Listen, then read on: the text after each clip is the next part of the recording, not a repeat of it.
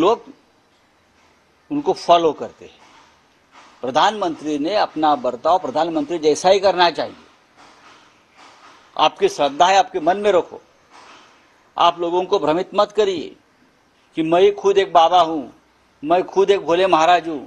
यह आप दिखाने की कोशिश महाराष्ट्र में इस राज्य के मुख्यमंत्री एकनाथ शिंदे आसाम में जाते हैं, गुवाहाटी में जाते हैं, कामाख्या देवी के मंदिर में जाते हैं और बलि चढ़ाते हैं सरकार के लिए। क्या यह अंधश्रद्धा नहीं है? लोग क्या फॉलो करेंगे आपको? ऐसे में अगर स्टैम्पेड होता है, भगदड़ मचती है, लोग मरते हैं, उनके लिए हम सब लोग जिम्मेदार हैं। प्रधानमंत्री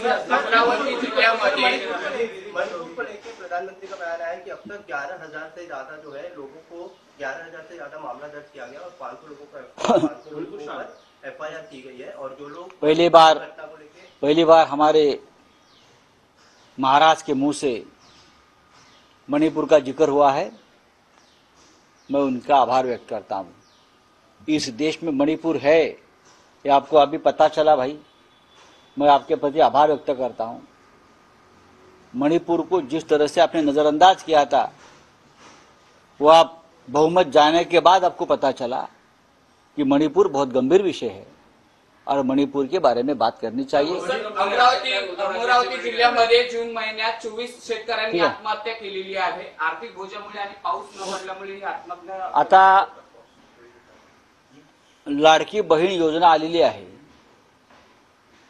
लाडका शेतकरी योजना आणा। रोज 10 शेतकरी आत्महत्या या महाराष्ट्रामध्ये करतायत। जानेवारी महिन्यात महाराष्ट्रात 350 शेतकऱ्यांनी आत्महत्या केल्या। विदर्भातलं अमरावती येथे सर्वाधिक आत्महत्या महाराष्ट्रातल्या होताना दिसत आहेत।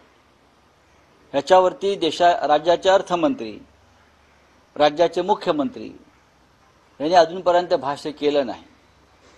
लाडका भाऊ, लाडकी बहीण, पण त्या लाडक्या भावाचा एक भाऊ शेतकरी आहे, लाडका बहिणीचा भाऊ शेतकरी आहे आणि तो आत्महत्या करतोय आणि राज्यामध्ये त्याच्यामुळे दुःखाचं सावट आणि अंधकार पसरलेला आहे।